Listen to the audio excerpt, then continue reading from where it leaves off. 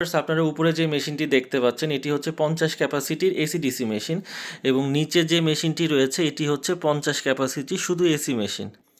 এছাড়াও আপনারা দেখতে পাচ্ছেন এখানে কিন্তু 80 থেকে 100 ডিমের এসি মেশিন এবং 80 থেকে 100 ডিমের এসি ডিসি মেশিন দুটোই কিন্তু এখানে সাজানো রয়েছে। এছাড়াও কিন্তু এখানে আরও কতগুলো মেশিন রয়েছে যেটি সময়ের অভাবে আমরা আপনাদেরকে দেখাচ্ছি না। কিন্তু আজকের ভিডিওটি মূলত আপনাদেরকে মেশিন দেখানোর জন্য না। আজকের ভিডিওতে আমরা আপনাদেরকে দেখাবো যে যারা আমাদের কাছ থেকে যে সকল কাস্টমার আমাদের কাছ থেকে মেশিন অর্ডার করার পরেও অর্ডার কনফার্ম করার পরেও যারা মেশিন রিসিভ করেন না, তো তারা মনে করেন যে আমরা তো জাস্ট মেশিনগুলো ফেরত দিয়ে দিচ্ছি, সমস্যা কি?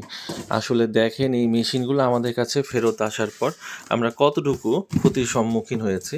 তো এই মেশিনগুলো দেখেন অলরেডি কিন্তু ভেঙে গিয়েছে, অর্থাৎ এই মেশিনের বক্সটি একেবারেই কিন্তু এখন আমাদের কাছে একটি ফেলানো মেশিন হয়ে গেছে।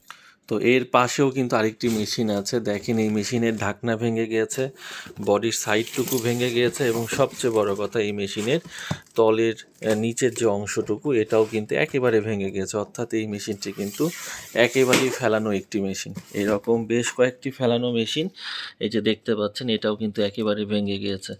তো আপনারা যারা অর্ডার করার পরও প্রোডাক্টটি রিসিভ করেন না, তো তারা মনে করেন আমরা তো যার জিনিস তার কাছে পাঠাই দিচ্ছি, তো আসলে আমাদের কিন্তু বেশ ক্ষতির মুখে পড়তে হয় এরকম মেশিন যদি আপনারা আমাদের কাছে রিসিভ না করে ফেরত পাঠিয়ে দেন।